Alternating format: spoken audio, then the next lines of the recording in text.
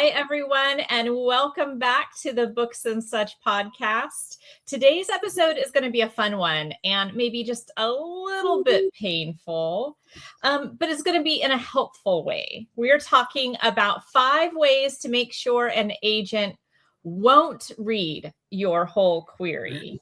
Now, before anyone panics, the goal of this conversation is not to shame writers. We want to help you understand what happens on the agent side of the inbox and why sometimes a submission stops us before we ever even read the sample pages. Every agent is going to read queries just a little bit differently, and we all have our own individual icks. Some overlap and some definitely don't. So today, Barb, Cynthia, Debbie, and I are each sharing the specific mistakes and red flags that immediately make us stop reading a query, or at least make it really hard to keep going. If you've ever wondered why you received a form rejection or no response at all, this episode may answer the questions you have that you didn't even know that you had. So let's go ahead and open the inbox today. Hi, ladies. Thank you so much for joining me again. Hello. Hey, Jen. Let's go ahead and get started here. Debbie, what is one thing for you that shows up again and again, and it's a mistake that writers may not even know that they're making? Yeah, for me, as an agent, we get a lot of queries. And so when you get a lot of queries and you start getting ones that are very lengthy, and I mean either they're lengthy in the description of what the book is to be about, or sometimes they're lengthy. Someone is telling you their whole story, their personal story, before they even get to telling you the book that they are pitching or that they want to write. So I like it when I get a query that is short and sweet and I can get an idea where the writer's coming from and if I would be interested. But when I get them and they're like several pages long, I mean, there's just something that like, no, this is not going to work. And again, it's not to shame a writer. We want to encourage writers, instruct writers. They don't know what they don't know. I bet I probably wrote really long queries back in the day before I knew as well. But for me as an agent, that's a turnoff. We get too many queries for real long ones to come in. That's a really good point. And I know I have seen sometimes in my inbox where specifically for fiction writers, a lot of times they will paste their sample pages right there in the query. And I just keep scrolling and scrolling and scrolling. And so that's one of those things that kind of gives me pause because typically that's something that we need to request as agents. If we want to read those sample pages, that's something that we ask for. The query is really just to whet our interest in the book and prompt us to ask for those sample pages. So for me, as someone that acquires both fiction and nonfiction, that's something that I notice with some fiction queries as well. So really good point. Yeah. And you know what I would say also, Jen, that so with nonfiction, a lot of times when I said they go into their whole story, let's say they're writing something on step parenting. And so then they're going to go into if they start to go into their whole divorce story, their co-parenting story, their court story. I mean, we have paragraphs of their story. I don't know what kind of step parenting book they're really going to write, but I don't need all of that story. Just need a few lines about where they're coming from and then query the book, not their life story. That's good, Debbie. Query the book, not the life story. And I feel like in some ways it's counterintuitive for a person who's listening because we receive lots of queries. And so what makes sense is, hey, if an agent is going to open up my email, I got to give them everything all at once. Sure. Well, it's actually counterintuitive because agents are people too. So if someone gives me too much and I don't have a context or a frame of reference, I'm going to have to work much harder to figure everything out. We get too many queries for us to spend 20 minutes trying to sort out everything that someone gets us. And so if you're listening to us, it is counterintuitive. Simple means that we will be able to get to it faster. There's something that's kind of interesting is a word picture with this too. you don't typically meet someone for the first time and say, so what do you think? Should we get married? It's more like you meet someone for the first time, you're getting along pretty well. And then the next step would be, would you like to go out for coffee? Yeah. So the query is would you like to go out for coffee? I'd like to know more. I'd like to know more. And that might help some authors out there to realize, how much do I need to accomplish in the query? Am I going to lose my opportunity if I don't get all the everythings into the query? No, you're not. But so you just really need to interest us in wanting more. Oh, that's so good. Absolutely. So Cynthia, what about you? What is a query turnoff that makes you hesitate before you even get to those sample pages or just the bottom of the query? This again may sound counterintuitive, but for me, one of those red flags, or one of the things that will stop me real early in the query, is grandiose language about how fabulous their writing is, how fabulous they are as a person. It's different from what are your accomplishments. That would be a short bio. It's different from that. Instead, it's an attitude that comes across that this is sure to be a bestseller. You'd be a fool if you didn't take on my project. I'm bowing myself to allow you to see it even, and everyone's clamoring for it, but here you go. But also mostly with that idea of, I know this will be a bestseller, and there is no author, no matter how good or how experienced, can predict that. We can't predict it either.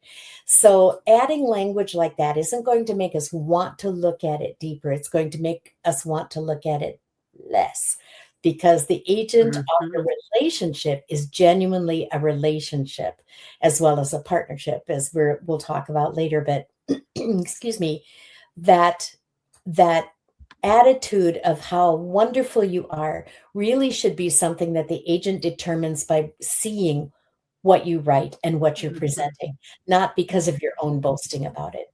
Yeah. That is so good. Go ahead, Barb.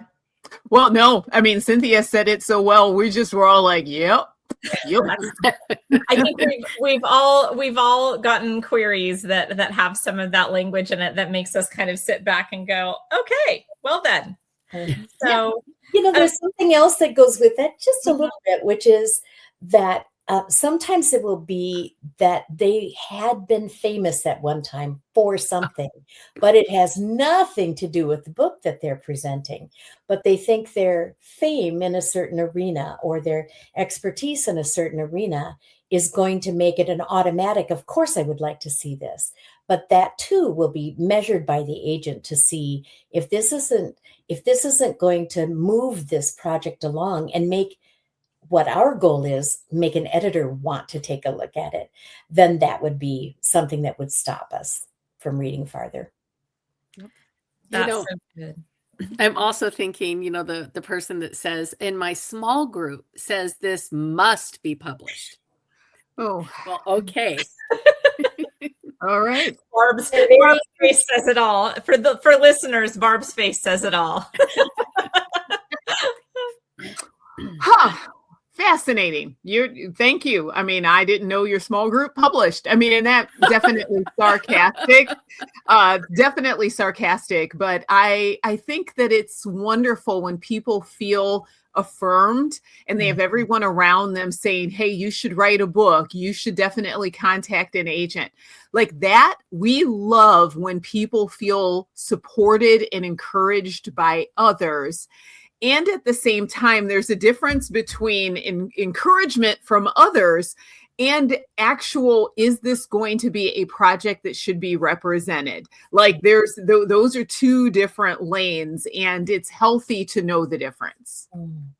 Oh, that's so good. It's healthy to know the difference. Absolutely. And I would just like to stop for just a second here and say, for those listeners or viewers on YouTube that have committed one of these mistakes already, and you are starting to feel a little ashamed or perhaps terrified or horrified that you have committed one of these, I just want to say, there's always time to start again and to improve what you are submitting to agents. And there is not a single one of us here who has not signed someone who has improved upon what they originally submitted and sent it back to us, and we ended up signing them. So please don't despair. This is not the kiss of death for your writing career. Barb, let's head on over to you. When you are reading a query, what's the fastest way that a writer is going to lose you? For me, I do not love it when I receive queries for genres that I do not represent. And what this represents is someone who didn't do their research. I recognize that there are people out there who go, hey, you got nothing to lose. Like, I totally get that. But when there are literary agents who are very specific about what they represent, the attitude you want to have is let me pay attention to what they do represent instead of the I've got nothing to lose, because I'm gonna ignore you. And in the worst case scenario, you may discover, if we kind of cross paths again, and for whatever reason, you don't want me to remember that you're not a person who did due diligence. So I just don't love it when people do not take the step of going to the Books and Such website, looking at our agent profiles, see what it is that we actually represent, and then customize it. Let me know that you know a little something about me, because as we already said, it's a partnership. To that end, sometimes, because people are busy, we also come in contact with folks who they essentially just shotgun blast out a few dozen queries at a time. I would suggest strongly, and I feel like my fellow agents here would back me up, as well as our other agents on our team, that you just want to make sure that one of our names is in the email. This isn't the time. This isn't a group text time, and no one likes a group text. Don't group text agents. Do one at a time. Added a little personalization to it. Kind of that to whom it may concern sort of idea. If to whom it may concern, that tells us something right off the bat. It tells us that you haven't done the due diligence to find out what it is we represent, why we might be interested, honestly, in your project. And rather than getting your foot in lots of doors, it will close many of those doors. We're not the only agency that would feel that way. Yeah. Good. Absolutely. So I think I'll go ahead and share mine now, if you ladies don't mind. So one of the things that kind of makes me sit back and go, is when I see something in the query letter that says, I'd like to hire you. Even if it is personalized and so sweet and kind, when they say something like that, it makes me realize that maybe they haven't done much research or reading into how the publishing industry works.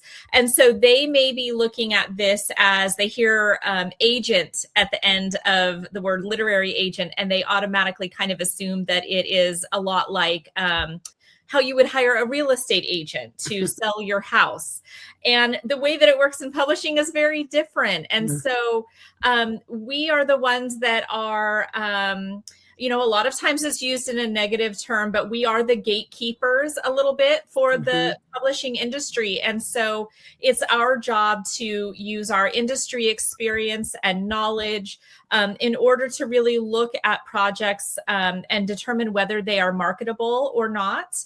And so while we may want to work with you as well, that's ultimately a decision that we are making based on the information that we have at hand. And so as we are determining whether your project is a fit, we're also looking at this as a business partnership.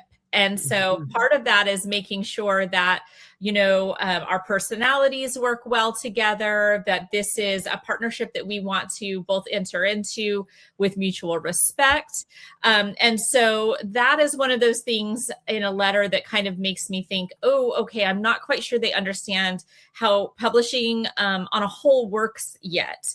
And that is something that's really, really important that you do prior to querying, just so, forget the I want to hire you language, but you need to have an understanding of how publishing works in general overall. So there aren't these surprises all the way down the line. Yeah. I assume that you guys would back me up on that one as well. Yes. Can I piggyback on that? Is that all right if I piggyback on that? Because it's a perfect segue into how many of us have opened a query that said, can you publish my book? Yes. Can you publish my book? As if a literary agency publishes books, which we do not. And that's kind of a dead giveaway that there's some education yet that has to happen before querying agents. Yeah. And related to that also is they query, and then as we begin investigating, we realize, wait, this book is already published. They're looking for us to represent a book that's already been published and is out there in the world. And it so rarely happens, so rarely. It's just minuscule numbers of how often an agent would ever be interested in a book that's already been published for a number of reasons, which we can't get into today. But that's another part of that. What we're really talking about is educate yourself. Just educate yourself so that you know what it is we do.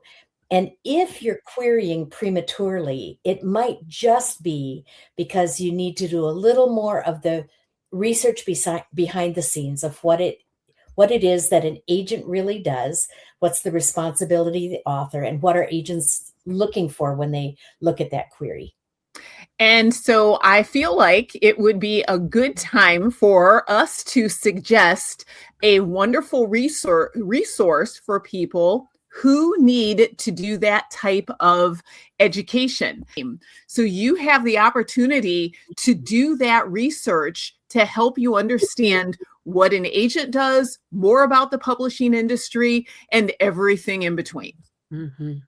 Oh, absolutely. That is so good. Cynthia, that one more that you had on your list? Well, I was piggybacking a little bit, but I have several things that come to mind, and that in regard to this, with what will make an agent's pause or stop reading the query. And we talked about, I think we talked just a little bit about the typos, and if there's a typo in the proposal, sometimes we find that there's a language barrier as well. It could be a language barrier of I'm not sure how to reach the very audience that Books and Such is intending to reach. So it might be that you're writing to in a very academic way that would match some of these agents, but not all of them. So you maybe just picked the wrong agent. You need to study the agents as well. Or it might be that you're writing in a way that is talking about subjects that are of no interest to the publishers that we use. So partly I was kind of dovetailing with that one, but when we were talking about the typo ideas, the thing that came to my mind, as well as Jen, I think, had mentioned that one, was that one of the things that we would long for people to do when they send a query is take one more pass. Because before you hit send, take one more pass, because you might realize that in that one last pass, you left out a keyword that we really needed to understand what you're saying, or that you had the word the twice in a row. And it's okay if that happens once or twice, but if that's a repeated habit in the writing, then you are mortified after you hit send. That happens to all of us all the time. The moment you hit send, you're mortified because of what you left out or that you intended to take out. But just taking time for that one more pass before you hit send is going to be a benefit to you as well.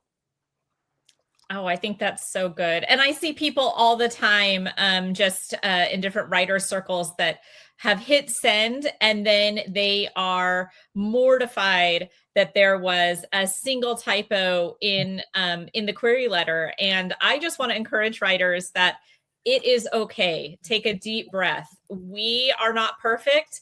I cannot tell you how many emails I have sent out that have a typo or two in them that I'm going, how did I miss that? And so as I'm reading queries that have one or two typos in it, that is not going to be a make or break for me. And I don't think it would be for any of us. As you said, Cynthia, we are looking at the big picture. We are looking at things overall. And so, this episode is certainly not meant to stress anyone out or make anyone feel like they have committed an unforgivable wrong here. This is just to help you along the path. And I know that a lot of times a peek beyond the veil of agents reading query letters, it's something that so many writers are curious about. And so we just kind of wanted to give a little peek into what goes on for us internally as we are reading these queries. So thank you all for being here and for listening or watching. We love our growing audience here. And so we encourage you to share it with a friend. If you have writer friends that may not know that this kind of resource exists. And you can listen to this episode and all of our past ones wherever you get your podcasts. Our full archive is also available at booksandsuch.com, along with our resources for writers page, as Barb mentioned earlier. You can find this on the podcast page under the writer resources tab. New episodes release on the first Wednesday of every month, so don't forget to follow us on Instagram at Books and Such for updates and encouragement. And wherever you listen, if you wouldn't mind leaving us a rating or a review, it truly helps other writers to find us. And if anything we shared was helpful to you today, we would love for you, like I said earlier, to share it with a friend. We'd be so grateful. We'll see you next time for another conversation designed to equip and inspire you on your writing journey. Bye for now, everybody. Bye.